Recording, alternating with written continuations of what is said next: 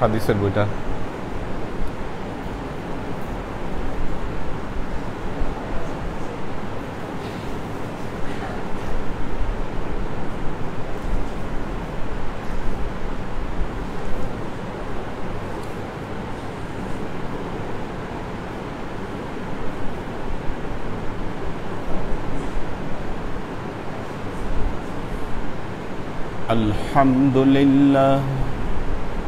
আলহামদুলিল্লাহ নাহমাদুহু ওয়া নাস্তাঈনুহু ওয়া নাস্তাগফিরুহু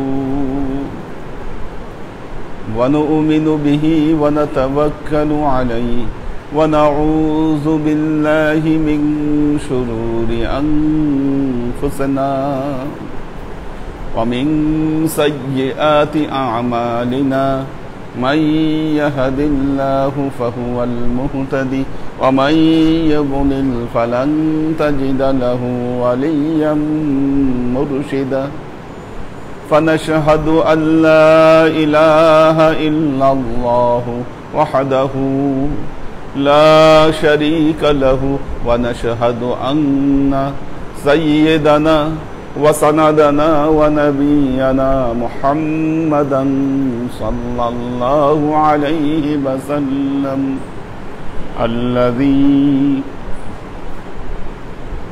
أرسله الله بالحق بشيرا ونذيرا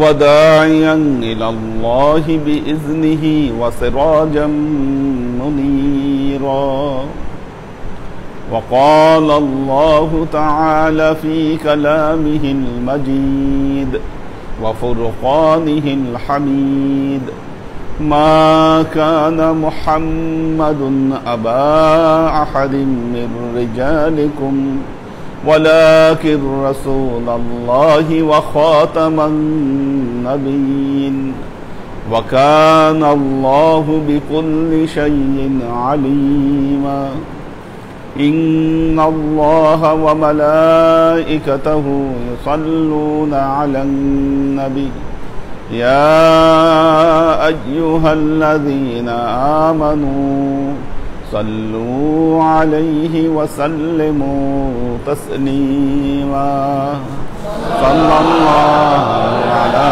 محمد صلى الله عليه وسلم صلى الله على محمد صلى الله عليه وسلم صلى الله على محمد صلى الله عليه وسلم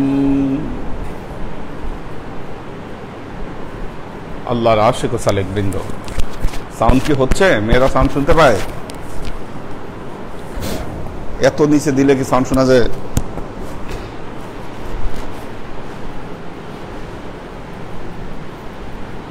আল্লাহর আশিক ও সালেক বৃন্দ, এবার ঠিক আছে।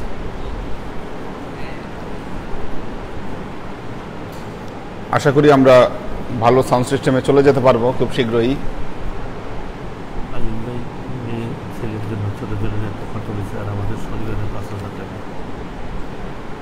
আল্লাহ তো আল্লাহর আশিক ও সালেক বৃন্দ,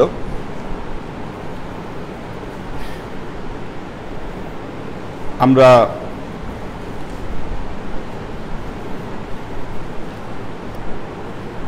সহিহ বুখারীর কিতাবুজ যাকাত,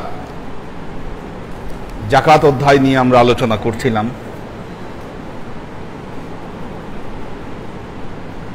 যাকাত আদায়ের মাধ্যমে আসলে আমাদের পরবর্তী সময় আমরা এই জীবনের পর যে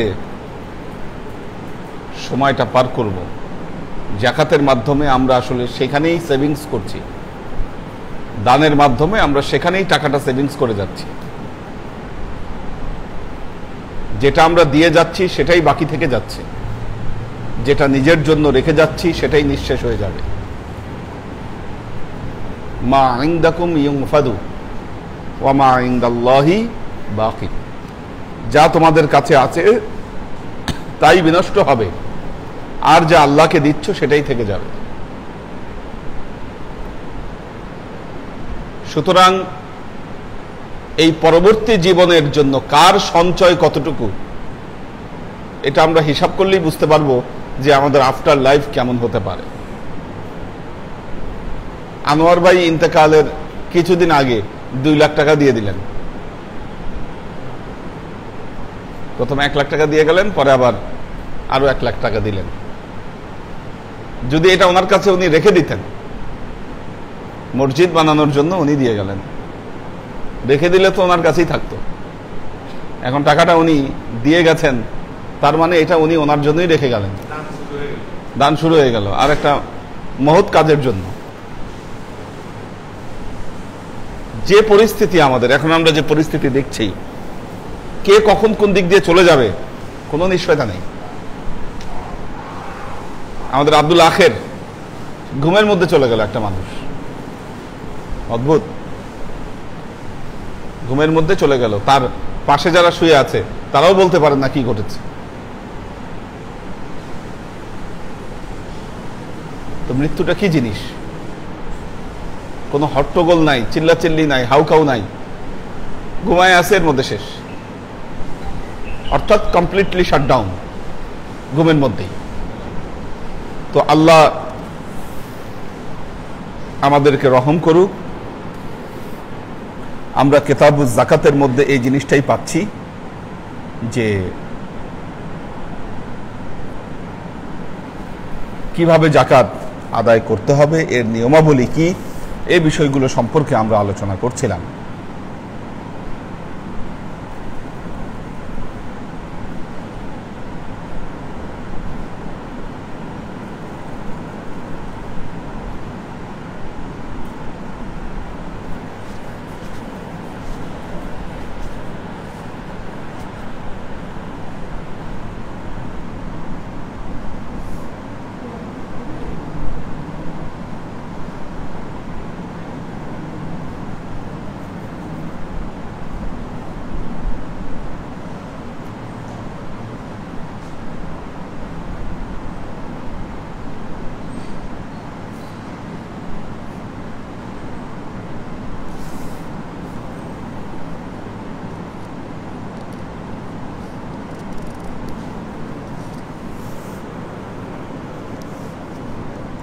একটু বের করছি কোথায় ছিলাম আমরা।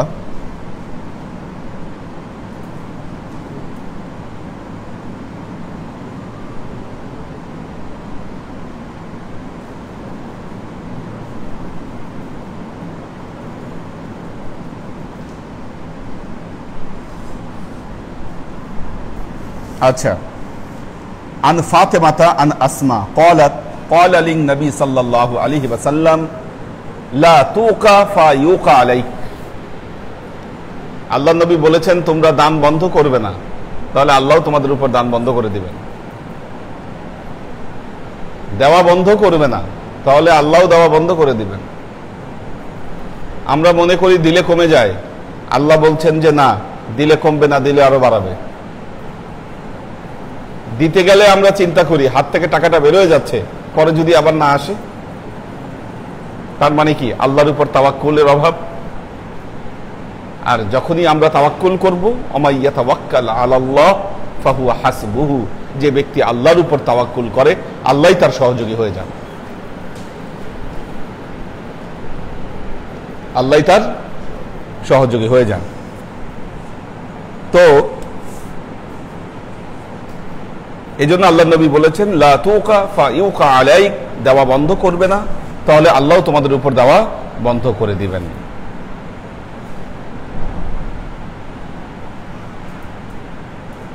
আন আসমা বিনতে আবি বকর আন্নাহা জাআতিন নবী সাল্লাল্লাহু আলাইহি ওয়াসাল্লাম ফাকালা, হযরত আসমা বিনতে আবি বকর আল্লাহর নবীর কাছে গেলেন। ফাকালা লা তুই ফায়ুইল্লাহু আলাইক আরযাকি মাসতাতাতি। একই কথা বললেন আল্লাহ নবী। এখন এটা দেখা বন্ধ রাখেন, বিল দেখা এখন বন্ধ রাখেন, এটা রাখেন নামাজের ক্লাসের পরে, নামাজের আগে সময় পাবেন। তো শয়তান ওয়াসওয়াসা দিচ্ছে, এটা এখন না দেখলেও চলবে, সময় কিন্তু পাওয়া যাবে পরে। এখনই দেখাই নিচ্ছে যাতে আর নসিহত না শুনতে হয়। শয়তানের সতর্কতা, ওয়াসওয়াসা থেকে আমাদেরকে সতর্ক থাকতে হবে। শয়তানের কাজই এগুলো। দেখবেন একজন এখানে হুটোপুটি করতেছে, সবাই তাকায় আছে ওর দিকে। আপনি ক্লাসের কথা থেকে মারুম হচ্ছেন, বুঝতে পারছেন না। শয়তান করাচ্ছে আপনাকে। যতক্ষণ ক্লাস হবে একদম মনোযোগ দিয়ে শুনবেন। যেহেতু আপনারা অনেকক্ষণ ধরে বসে আছেন, আজকে বেশিক্ষণ ক্লাস কন্টিনিউ করব না। একটা মিটিংয়ে আমি আটকে গিয়েছিলাম, তো ওটা ওই জাতিসংঘের কিছু প্রজেক্ট নিয়ে মিটিংটা ছিল, ইউনেস্কোর। তো সেখানে খুব লেন্দি হয়েছে আর কি মিটিং, সেই জন্যই আসতে দেরি হলো আর কি। না, কন্ট্রোলে নাই। ওরা বিভিন্ন ওই স্লাইড দেখাইলো, ওরা ইয়া দিল, প্রেজেন্টেশন দেখাইলো, এইগুলা করতে করতে মানে দেরি হয়ে গেল। তো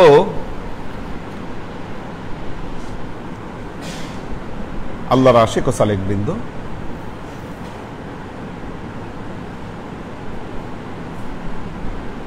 أنها جاءت النبي صلى الله عليه وسلم فقال لا تعي فيعي الله عليك أرزقي ما استطعتي।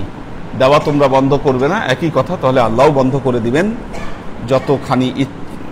যতটুকু তোমাদের সামর্থ্য রয়েছে তোমরা দান করবে। আচ্ছা, এরপরে হাদিসটি একটু লম্বা হাদিস।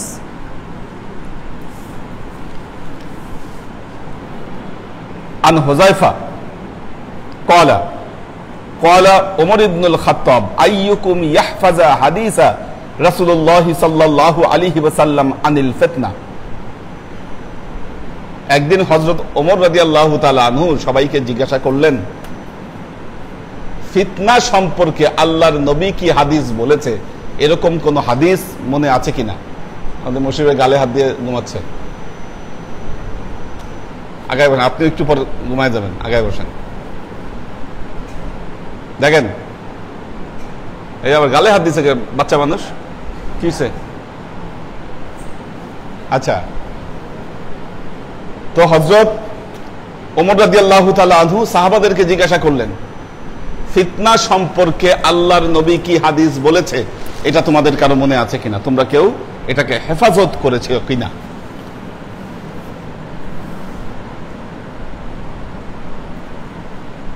আনিল ফিতনা আইয়ুকুম ইয়াহফাযু হাদিসা রাসূলিল্লাহি সাল্লাল্লাহু আলাইহি ওয়াসাল্লাম আনিল ফিতনা। কুলতু আনা আহফাযাহু। যিনি বর্ণনাকারী হুযায়ফা, তিনি বললেন, আমি মনে রেখেছি ফিতনা সম্পর্কে কি হাদিস আল্লাহর নবী বলেছেন। ক্বালা ইন্নাকা আলাইহি লাজুরি। আচ্ছা, তখন হযরত ওমর বললেন, হ্যাঁ, তুমি তো আল্লাহর নবী সম্পর্কে, আল্লাহর নবী যখন ছিল তখন কোনো কিছু প্রশ্ন করতে তুমি লজ্জাবোধ করতে না, প্রশ্নের ব্যাপারে সবসময় অগ্রগামী ছিলে, আল্লাহর নবীকে বিভিন্ন বিষয়ে জিজ্ঞাসা করে করে উত্তর বের করতে। এটা হযরত ওমর ওনাকে বললেন। ফাকাইফা, তাহলে বলো তুমি কি হাদিস সংগ্রহ করেছো আল্লাহর নবীর কাছ থেকে ফিতনা সম্পর্কে? কুলতু ফিতনাদার রাজুল ফি আহলিহি ওয়া ওয়ালাদিহি ওয়া জারিহি তুকাফফিরু হাস-সালাত ওয়াস-সাদাকা ওয়াল মা'রুফ। তখন হুযায়ফা বললেন, আল্লাহর নবী এ কথা বলেছেন, কুলতু ফিতনাতির রাজুল ফি আহলিহি, একজন ব্যক্তি ফিতনায় পড়বে তার আহাল পরিজন নিয়ে, তার আহাল পরিজনের ব্যাপারে ফিতনায় পড়বে, ওয়া ওয়ালাদিহি, সন্তান সন্ততির ব্যাপারে ফিতনায় পড়বে, ওয়া জারিহি, তার আশেপাশের প্রতিবেশীদের ব্যাপারে ফিতনায় পড়বে, তুকাফফিরু হাস-সালাত, আবার এই ফিতনাগুলোকে দূরীভূত করে দিবে কি? আস-সালাত, নামাজ, ওয়াস সাদাকা, সাদকা, এবং ওয়াল মা'রুফ, তার সৎকর্ম। কি বুঝলেন? মানুষ ফিতনায় পড়বে। শেষ জামানায় তসবির গুটির মতো ফিতনা আসবে, একটা ফিতনা না যাইতে আরেকটা ফিতনা আসবে।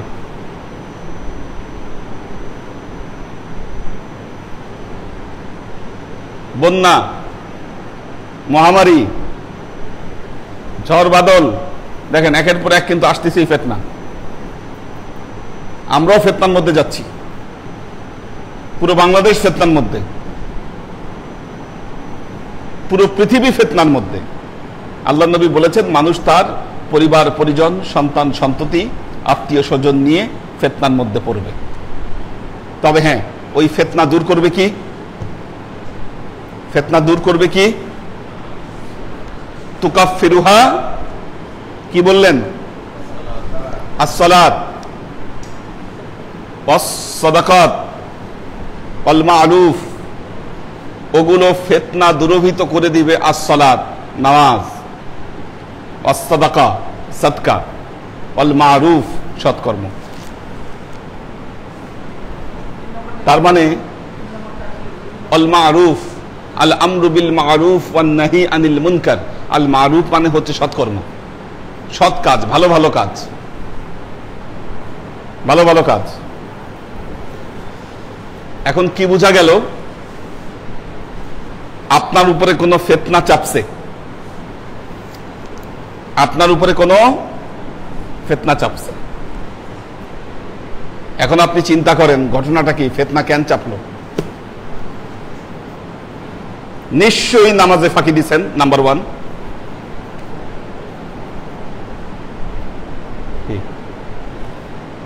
নামাজে ফাঁকি দিচ্ছেন, ভেজাল করছেন কি? যদি নামাজ ওকে থাকে, আপনার নামাজ ঠিক আছে, ফজরের নামাজও ঠিক মতো পড়ছেন, নামাজের সুন্নতগুলোও ঠিক মতো করছেন, নামাজের পরে আমল ওজিফাও ঠিক মতো করেছেন, সব কিছু ঠিক মতো করেছেন, তারপরেও ফিতনা কেন চাপলো? তার মানে আস-সাদাকা কি, আপনার অর্থনৈতিক লেনদেনের ক্ষেত্রে কোনো ভেজাল হয়েছে। আল্লাহর যে হকটা, এটা আপনি ঠিক মতো আদায় করেন নাই। যতখানি আল্লাহকে যাওয়া দরকার আপনি ততখানি দেন নাই, তারপরেও ফিতনা চাপছে, তারপরেও ফিতনা চাপছে, এটা করার পরেও ফিতনা চাপছে। কেন? আকাম কুকাম কিছু একটা করছেন আপনি, ভালো কাজ করেন নাই, খারাপ কাজ করছেন, কি এই জন্য ফিতনা চাপছে? তাহলে এই ফিতনাগুলো দূরীভূত করতে গেলে কি করতে হবে? নামাজে পায়বন্দ হয়ে যান, দান খয়রাত করেন, খারাপ কাজের বিপরীতে ভালো কাজ করেন। কি উনি কোন দুনিয়ায় চলে গেছে, কাছে আসেন। কি বিপদে পড়লে, জালাল ভাই এত হেলান দিয়েন না, রাত 9টাই বাজে নাই, ঘটনা কি বুঝলাম না। হ্যাঁ নাকি বেশ, মানে আপনাকে অনেকক্ষণ ধরে বসে আছেন নাকি? হ্যাঁ, মাগরিবের পর থেকে। আচ্ছা, মন দিয়ে শুনেন, খুব জরুরি কথা, এটা অনেক জরুরি কথা।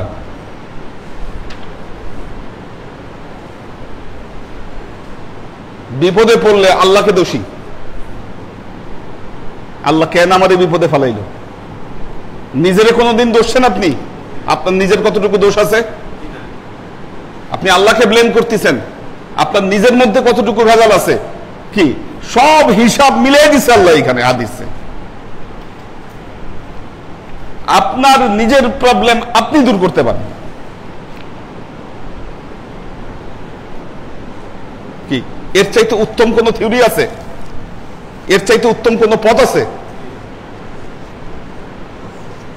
সারা দুনিয়া দৌড়ায় বেড়াচ্ছেন আপনি আপনার বিপদ থেকে মুক্তির জন্য, কিন্তু নামাজটা ঠিক করতে পারতেছেন না। আপনি নামাজ পড়বেন না, সারা দুনিয়া ঘুরে বেড়াবে কেমনে?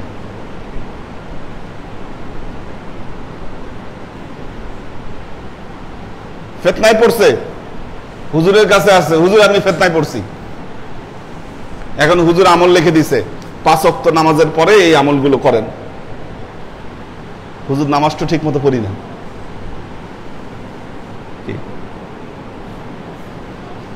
নামাজ তো ঠিক মতো পড়ি না, মেয়ের বিয়ে হয় না, আমল নিতে আসছে।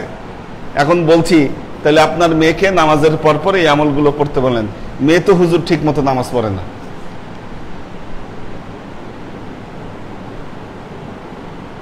কি এখানে আর কোন থিওরি কাজ করবে এই জায়গায়? বলেন কোথায় দৌড়ানো দরকার, কোথায় কি করা দরকার, আমরা করতেছি কি?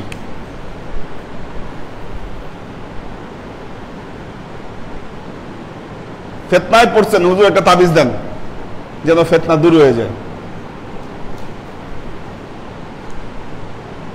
তাবিজ তো দিব, নামাজ ঠিক আছে কিনা?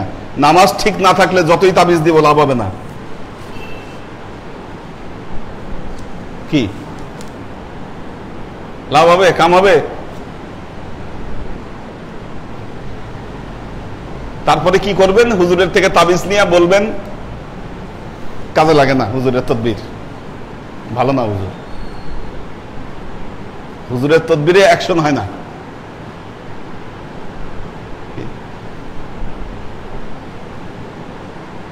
নিজের গলত কিন্তু দেখতেছেন না, হুজুর কি তদবির দিল এটাই কাম হয় না কেন?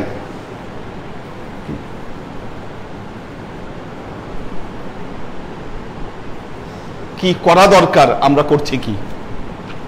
থিওরি আল্লাহ নবী মিলাই দিয়ে গেছে একেবারে। তুকাফিরুহাস সালাত ওয়াস সাদাকাত ওয়াল মারুফ ফিতনাতুর রাজুল ফি আহলিহি ওয়া ওয়ালাদিহি ওয়া জারিহি তুকাফিরুহাস সালাত ওয়াস সাদাকাত ওয়াল মারুফ। সমাধান তো আল্লাহ নবী দিয়েছে। আমাদের মধ্যে কিছু কিছু মানুষ আছে জিন হুজুর, ফকির হুজুর,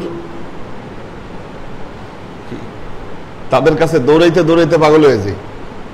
কে তাবিজ করলো, কে জিন করলো, কে কি করলো, এগুলা নিয়ে মাথা ঘামাচ্ছে। আপনার এই তিনটা কাজ যদি ঠিক থাকে, যে আপনাকে যত তাবিজ করুক আর যত খারাপ কাজই করুক কোনো অ্যাকশন করবে না, যদি আপনার আমল ঠিক থাকে। আপনি তো আমলে গ্যাঞ্জামে বসাই দিচ্ছেন, আমলে গ্যাঞ্জামে বসানোর কারণে আপনার এই অবস্থা। আমল ঠিক করেন, সব ঠিক হবে। কেউ কেউ মুসলমান হয়ে হিন্দু ফকিরের কাছে দৌড়ায়, কত বড় জাহেল! আল্লাহ জাহেলিয়াতের কোন পর্যায়ে এই লোকটাকে ফেলে দিছে, এই জন্য সে একজন মুসলমান হয়ে হিন্দু ফকিরের কাছে দৌড়ায়। আমাদের মুসলমানরা কি ও তো ওর ইমান ওই জায়গায় বিক্রি করে তুই আসছে।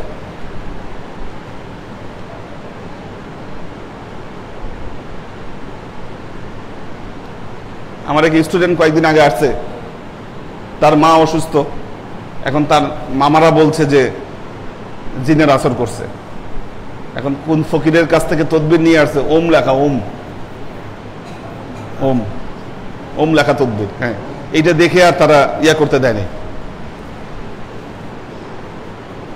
ওম লেখা তদবির তো আর কোনো মুসলমান ফকির দেয় নেই, দিছে তো হিন্দু।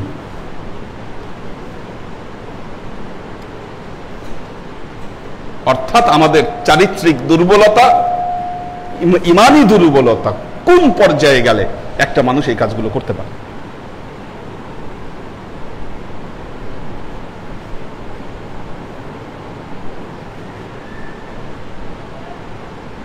আল্লাহর আশেক ও সালেক বৃন্দ, এগুলো ভ্রম, আপনার এগুলো আমাদের ভ্রম।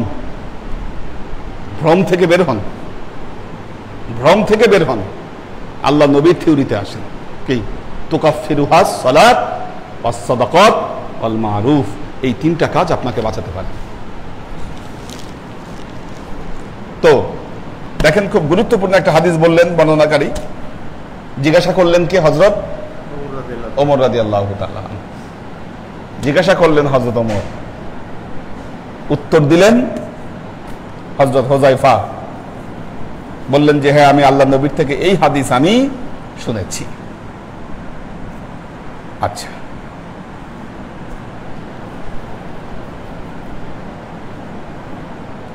ক্বালা সুলাইমান, আরেকজন বর্ণনাকারী, ক্বালা সুলাইমান, আরেকজন বর্ণনাকারী বলেছেন ইয়াকুলুস সালাত ওয়াস সাদাকাত ওয়াল আমরু বিল মারুফ ওয়ান নাহি আনিল মুনকার, যে কথাটা একটু আগে বললাম।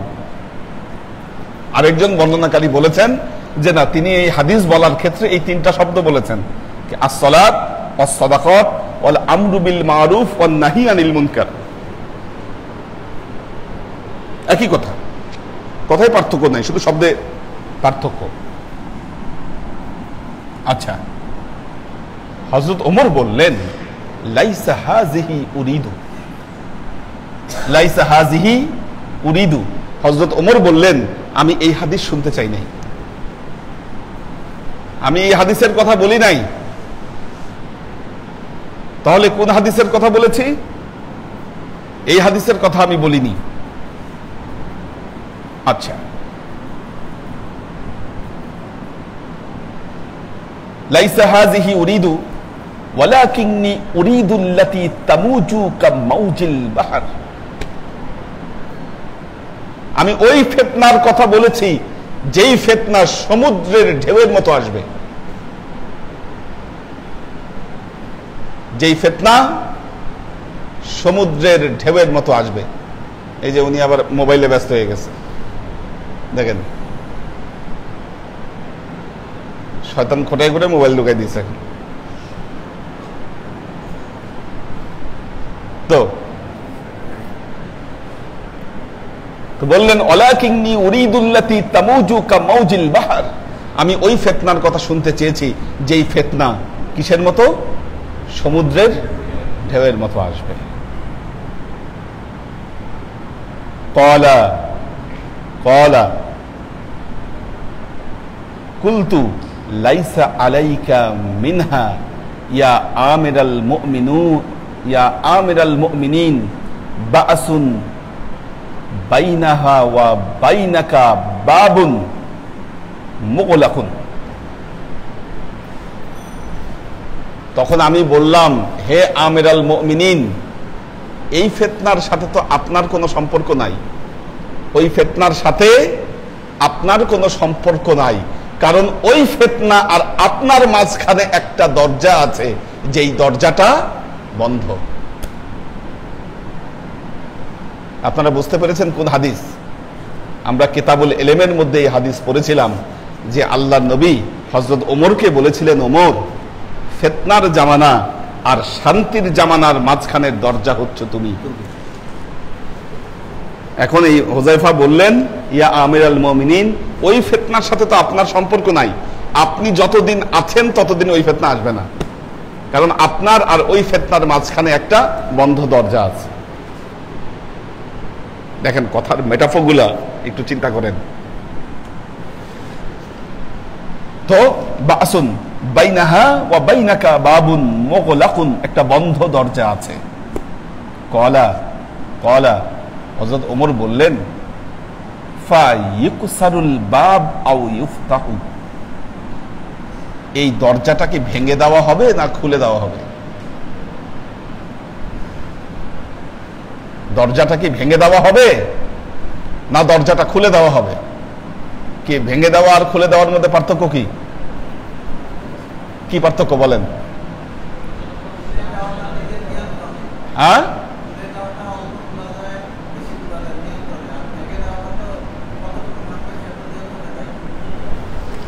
খুলে দেওয়া মানে স্বাভাবিক নিয়মে দরজা খুলে দেওয়া, ভেঙে দেওয়া মানে অস্বাভাবিক নিয়মে সেটাকে অপসারণ করা।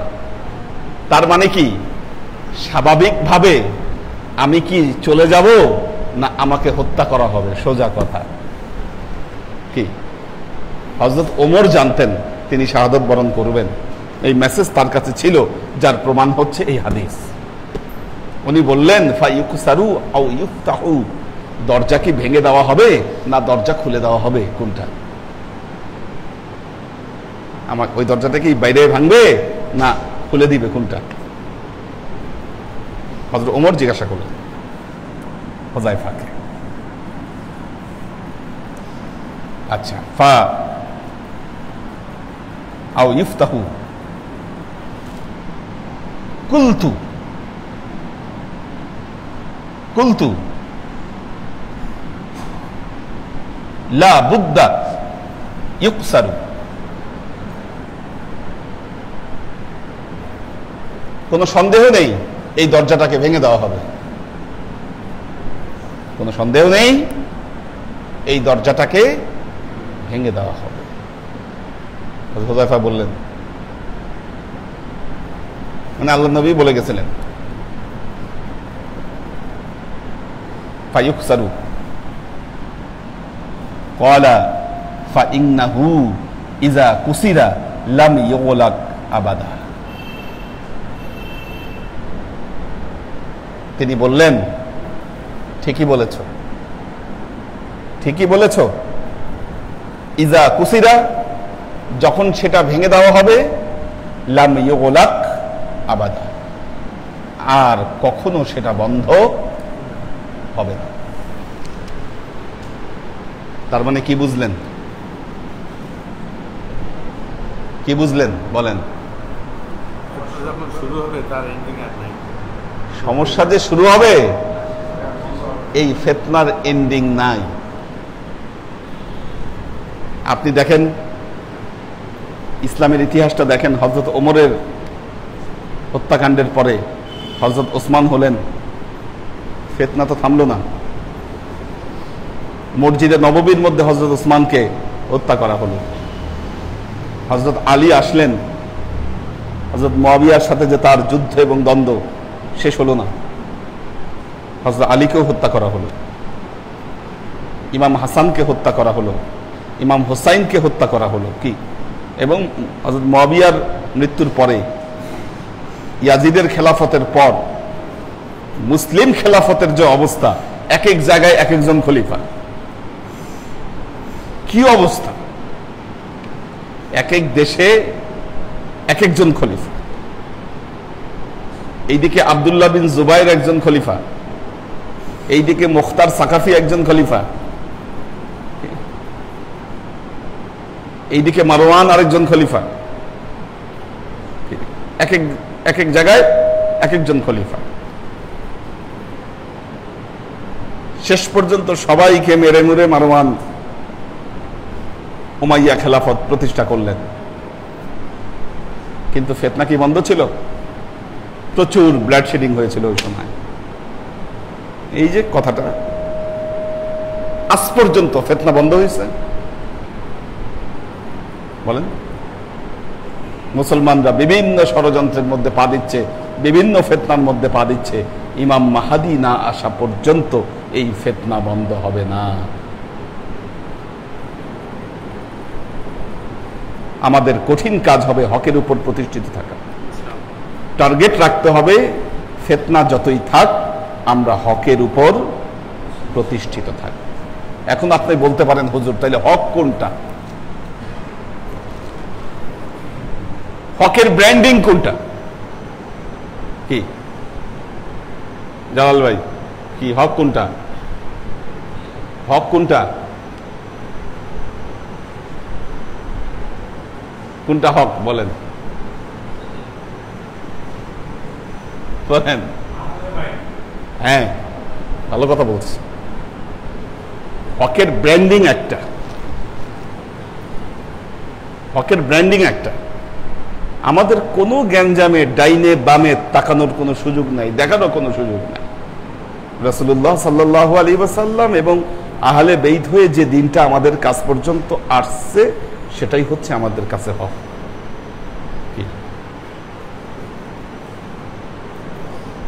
খোলাফায়ে রাশেদা হয়ে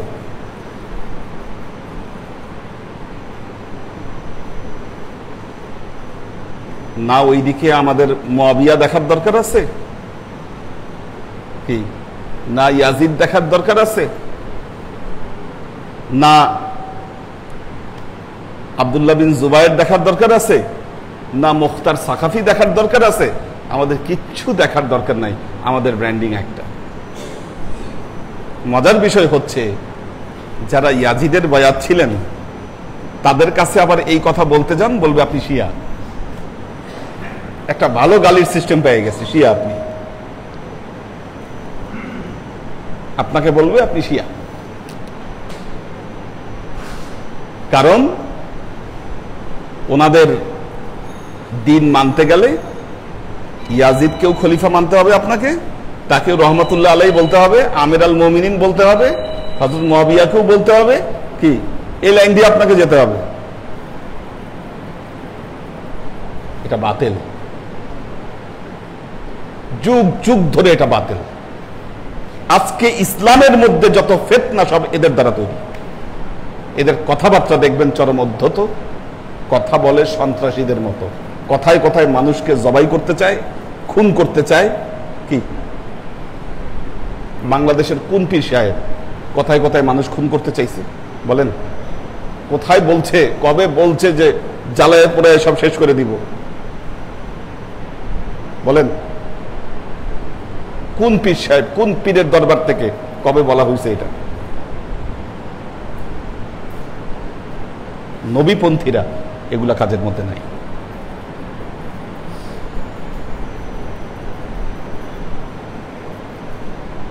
এটাই ইসলাম। জ্বালাও পোড়াওয়ের মধ্যে ইসলাম আপনারাই বলেন থাকতে পারে? এটা পসিবল?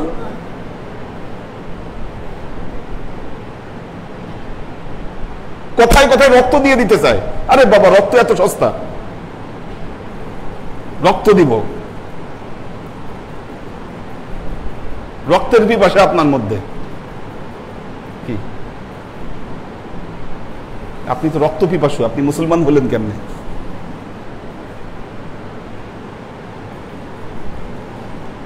এগুলো ইসলাম নয়, এগুলো গলত, এগুলো বাতিল। হক এবং বাতিলের মধ্যে আপনাকে চিহ্নিত করতে হবে এটাকে।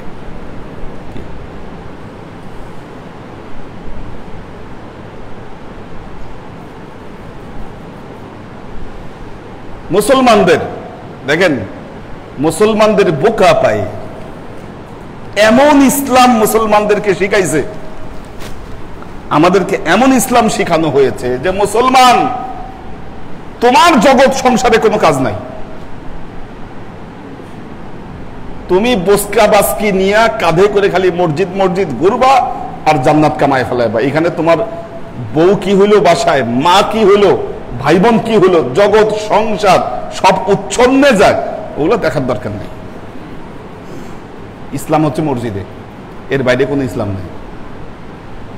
এখন আপনি একটা জাতিকে কল্পনা করেন, একটা জাতিকে কল্পনা করেন যে জাতির মধ্যে শিক্ষা দীক্ষা নাই, কি সামাজিক অর্থনৈতিক কোনো কাজের সাথে তারা সম্পৃক্ত নয়, তারা কি করতেছে? বসকা বাসকি নিয়ে খালি মসজিদে মসজিদে ঘুরছে। কি এই জাতি থেকে কি আশা করতে পারেন? অর্থাৎ গৃহপালিত একটা গাধা। আপনারা জানেন যে গরু দিয়ে যেন হাল বোহানো যায়, এই জন্য সেটাকে কি করা হয়? বলদ বানানো হয়। ষাঁড় গরুরে বলদ বানায় না?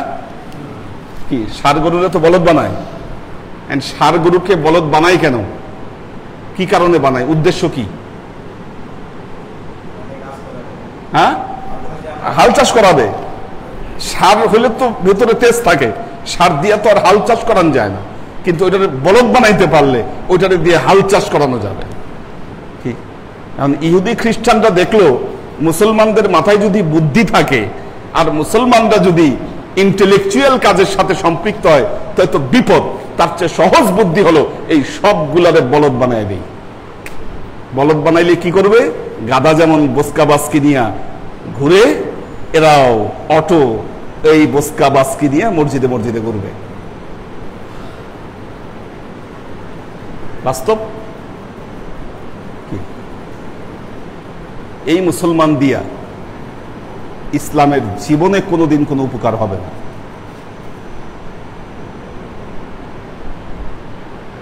আল্লাহর আশিক ও সালেক বৃন্দ কাজ করতে হবে ইসলামের জন্য।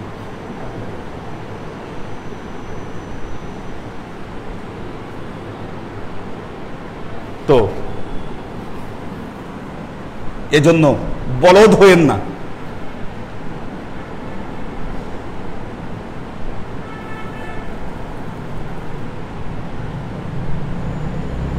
এমন লোভ দেখানো হয়, আমরা তো লোভী, আর মনে করি যে এত সহজে যদি জান্নাত কেনা যায় আল্লাহর কাছ থেকে, এত সহজে যদি জান্নাত কেনা যায়, না হয় হইলাম বলদ।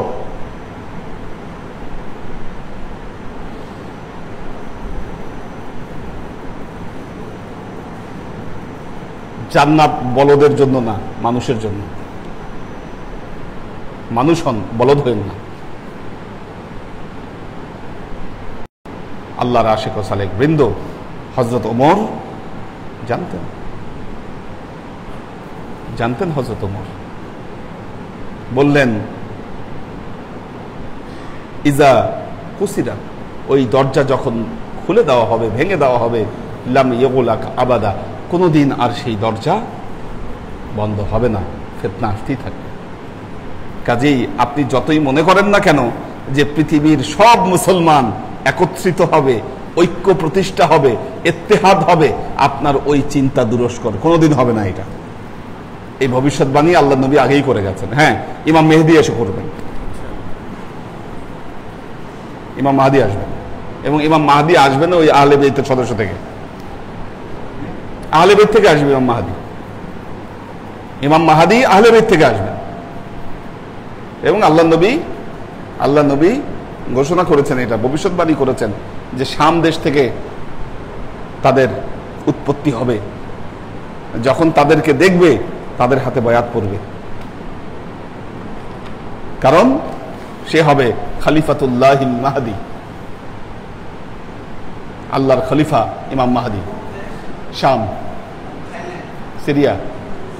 সিরিয়ার ওই দিক থেকে, ওই বেল্ট, সোজা কথা, নির্দিষ্ট জায়গা বলা ভুল হবে। শাম দেশ মানে পুরো একটা বেল্ট, মিডল ইস্টের ওই বেল্ট থেকেই। তো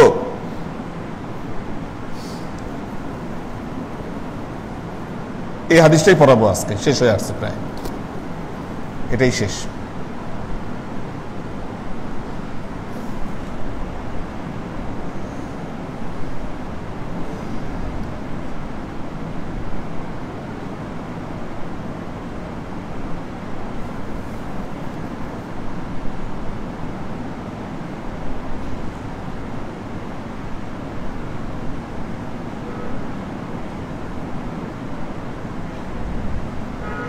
فقال عمر قال قلنا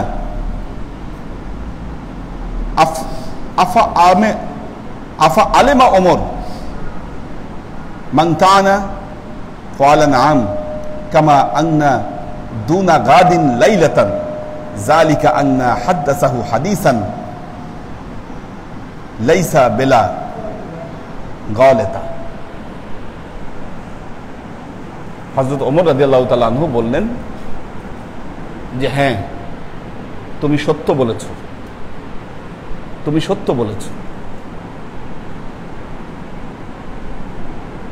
কেন সত্য বলেছ?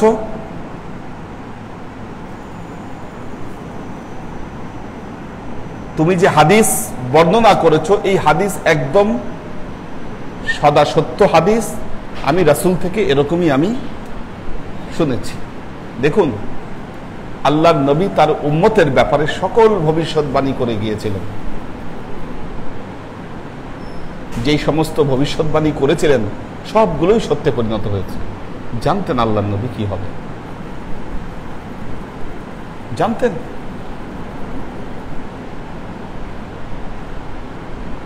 হক এবং বাতিলকে পার্থক্য করে থুয়ে গেছেন আল্লাহর নবী মুহাম্মদ মুস্তাফা সাল্লাল্লাহু আলাইহি ওয়াসাল্লাম। বলে গেছেন আল্লাহর নবী কি, একটা কথা যে বলি, দামেস্কের ইসলাম আর মদিনার ইসলাম কি, দামেস্কের ইসলাম আর মদিনার ইসলাম।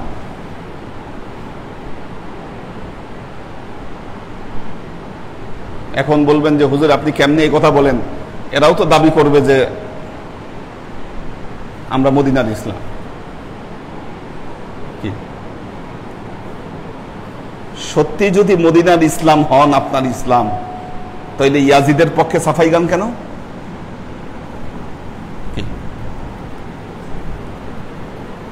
কেমনে সাফাই গান?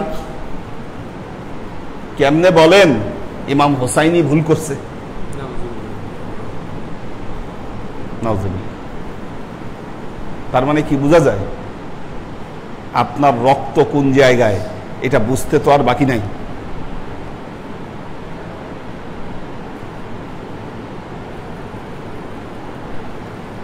আল্লাহ আমাদেরকে হক এবং বাতিলের মধ্যে পার্থক্য করার তৌফিক দান করুন।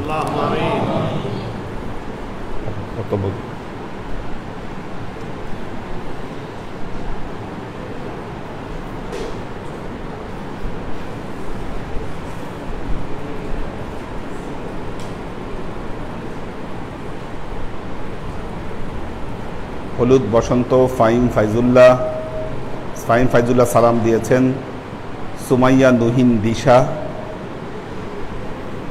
জেসমিন সবাইকে সালাম দিয়েছে, দোয়া চেয়েছে। আমাদের আলী আকবর ভাই আছেন। আমাদের মিল্টন, HM মিল্টন সালাম দিয়েছেন। সুমাইয়া নুহিন দিশা সালাম দিয়েছেন। লুনা তাবাসসুম লুবনা, আব্দুস সাত্তার, হলুদ বসন্ত সবাইকে সালাম দিয়েছেন। সাইম আহমেদ, জয়নাল আবেদিন, কবির হোসেন সালাম দিয়েছেন। আমাদের আক্তারুজ্জামান ভাই আছেন। তিশা তৌফিকা, রেজা নিসা, আক্তারুজ্জামান ভাই সালাম দিয়েছেন সবাইকে। মেরি আপা সবাইকে সালাম দিয়েছেন। তিশা সালাম জানিয়েছে। আলী আকবর ভাই সালাম দিয়েছেন। আনোয়ারা শরীফ সালাম দিয়েছে। আমরিন শরীফ সালাম দিয়েছেন। শাকেরা আফজারা, ওমর ফারুক সালাম দিয়েছেন। লুনা তাবাসসুম লুবনা সবার কাছে দোয়া চেয়েছেন। হানিফ খান, ওয়াসিম খান, হানিফ সালাম দিয়েছেন। রূপম শেখ, মাহফুজুল হক উজ্জ্বল, মুবাইদুর রহমান উজ্জ্বল সালাম দিয়েছে।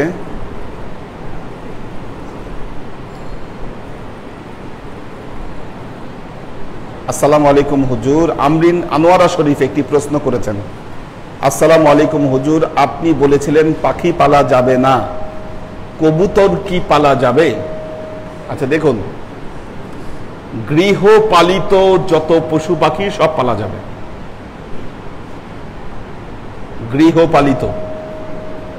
গৃহপালিত মানে কি? যেটা ঘরে পালা যায়, যেটা ঘরে পোষ মানে। এখন দেখেন কবুতর গৃহপালিত কিনা, এই ক্যাটাগরিতে আসে কিনা কবুতর। হ্যাঁ, এটা গৃহপালিত। হ্যাঁ, চড়ুই পাখি গৃহপালিত না, ও ঘরে থাকবে না। দোয়েল পাখি গৃহপালিত না। ওই যে ছোট ছোট যে লাভ বার্ড গুলো আছে, ওগুলা গৃহপালিত না। কি ওগুলা পাললে প্রবলেম আছে। কবুতর গৃহপালিত, হাঁস গৃহপালিত, মুরগি গৃহপালিত। হ্যাঁ না, গৃহপালিত না। ময়নাও গৃহপালিত না, তোতাও গৃহপালিত না। চলে যাবে, এদেরকে আটকায় রাখতে হয়। আপনি কবুতর পালেন, ও যতদূর যাক উড়বে ঘুরবে, আবার আপনার কাছে ঠিকই আসবে। কাজেই গৃহপালিত পশু পাখি আপনি পালতে পারেন। আমাদের আসাদুজ্জামান ভাই সবাইকে সালাম দিয়েছেন, দোয়া চেয়েছেন। কোহিনুর বেগম, শামসুস সাদিকিন সালাম দিয়েছেন। শামসুস সালেহিন সালাম দিয়েছেন। রাজীব হোসেন রুমি সালাম দিয়েছেন। কোহিনুর বেগম সালাম দিয়েছেন, দোয়া চেয়েছেন। মোবাইদুর রহমান দোয়া চেয়েছেন। আমাদের আব্দুস সাত্তার ভাই দরবার সবাইকে সালাম দিয়েছেন, দোয়া চেয়েছেন।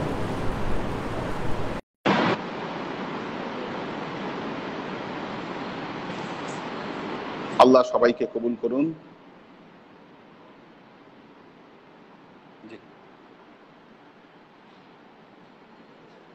اللهم آمين. اللهم صل على محمد وعلى آل محمد كما صليت على إبراهيم وعلى آل إبراهيم إنك حميد مجيد. اللهم بارك على محمد وعلى آل محمد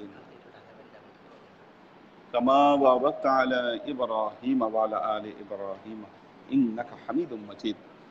اللهم بارك على محمد وعلى آل محمد كما باركت على إبراهيم وعلى آل إبراهيم إنك حميد مجيد. ربنا ظلمنا أنفسنا وإن لم تغفر لنا وترحمنا لنكونن من الخاسرين. ربنا آتنا في الدنيا حسنة وفي الآخرة حسنة وقنا عذاب النار. ربنا لا تزغ قلوبنا بعد إذ هديتنا وهب لنا من لدنك رحمة إنك أنت الوهاب. اللهم إنك عفو تحب العفو فاعف عني يا غفور الرحيم الودود. اللهم نور قلوبنا بنور الإيمان ونور قلوبنا بنور الإسلام ونور قلوبنا بنور الإحسان وزين أخلاقنا بنور محمد صلى الله عليه وسلم. اللهم إنا نسألك علما نافعا رزقا واسعا عملا مقبولا شفاء من كل داء قلبا خاشعا ذهنا ذاكرا إيمانا كاملا توبة قبل الموت راحة عند الموت ونجاة بعد الموت. اللهم إنا نسألك رحمتك في كل درجة فلاح في كل أمر ونعوذ بك من الشرك والشك والنفاق والبدعة ومن كل وسوسة الشيطان. يا الله يا رحمن يا مالك আমরা এতক্ষণ তোমার দরবারে যে সমস্ত আমলকে উপস্থাপন করলাম ত্রুটি মুক্তভাবে এই আমলগুলোকে তুমি আমাদের তরফ থেকে কবুল করে নাও। তুমি আমলের যাজা আমাদের প্রিয় নবী হযরত মুহাম্মদ মুস্তাফা সাল্লাল্লাহু আলাইহি ওয়াসাল্লামের কাছে পৌঁছে দাও। আল্লাহ আমাদের নবীর পরিবারবর্গের কাছে তুমি এর যাজাকে পৌঁছে দাও। আমাদের নবীর সাহাবায়ে কেরামের কাছে তুমি এর যাজাকে পৌঁছে দাও। এই দুনিয়ার সমস্ত আম্বিয়ায়ে কেরাম সাহাবায়ে কেরাম তাবেঈন তাবেঈন ওয়ালি আউলিয়া গাউস কুতুব আমাদের মা বাবা ভাই বোন আত্মীয় স্বজন এই দরবার থেকে যত পীর ভাই বোন চলে গেছে সবার রূহে আল্লাহ তুমি এর যাজাকে পৌঁছে দাও। তুমি তোমার হাবিবের ওসিলায় আমাদের সবাইকে কবুল ক্ষমা করে দাও। আমাদের জীবন থেকে সমস্ত অভাব অভিযোগ বালা মুসিবত দুঃখ কষ্ট রোগ শোককে দূরীভূত করে দিয়ে দৃঢ় হস্তে তোমার দ্বীনের খেদমতের তৌফিক তুমি আমাদেরকে দান করো। আজীবন যেন তোমার হেদায়েতের পথে প্রতিষ্ঠিত থাকতে পারি সে তৌফিক তুমি আমাদেরকে দান করো। সুবহান রাব্বিকা রাব্বিল ইজ্জাতি আম্মা ইয়াসিফুন সালামুন আলাল মুরসালিন ওয়ালহামদুলিল্লাহি রাব্বিল আলামিন ওয়াজআল আখিরু কালিমাতিনা ইনদাল মাউত লা ইলাহা ইল্লাল্লাহ মুহাম্মাদুর রাসূলুল্লাহ সাল্লাল্লাহু